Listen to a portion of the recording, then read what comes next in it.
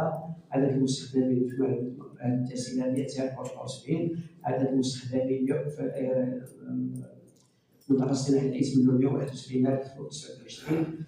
هناك مشاريع اخرى مبرمجه في طريقين، والمنطقه اللوجستيه للقلاع والتي هي في طور تخصيص البقعه الارضيه.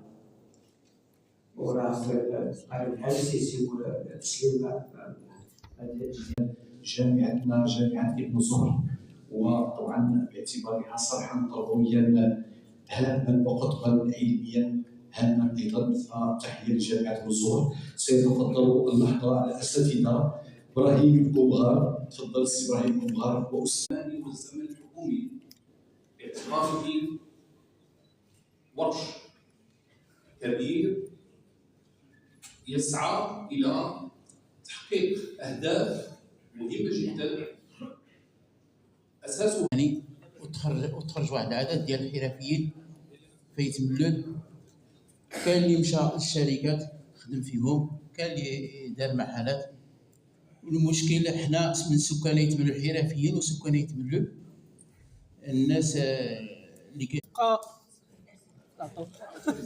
غادي يبقى لنا الاشكال الاكبر اللي غادي نهضروا عليه هو هنا، هو على التحدي ديال الماء. كيفاش غادي نديروا التدبير ديال هذا المشكل الماء على مستوى العماله ديال سكان تملول؟ هذا مهم، هذا مشكل راهني ومشكل جاي مع الوقت وغادي يدير تاثيرات، عنده تاثيرات على مجموعه من المجالات. هضرنا على ساكنه القلاع كتعاني اكتظاظ ديال الافارقه سكان الصحراء الجنوبيه. بغينا شي حاجه شي اخلاء ديالهم، لان كنعانيو معاهم في الاعتداءات، وبغينا شي كاميرات مراقبه تكون في الاحياء. العداله المجاليه في تسهيلات تواجه اليوم تحديا وجوديا.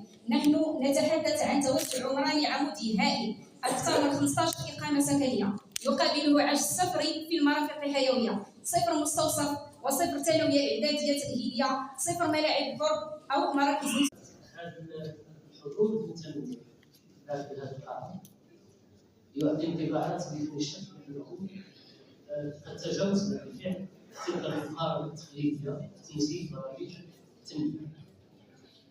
هذا جاي شيء اخر.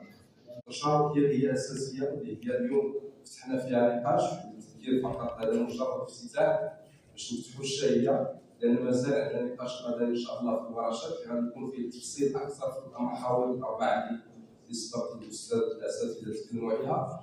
بالتالي الذي جاء في عرض السيد الكاتب العام سواء في مجال الصحه او التعليم او الاستثمار، والتي تدل على الجهودات الكبيره التي تبذل هذه القطاعات، يعني بشراكه مع جميع يعني قطاعات الشركه.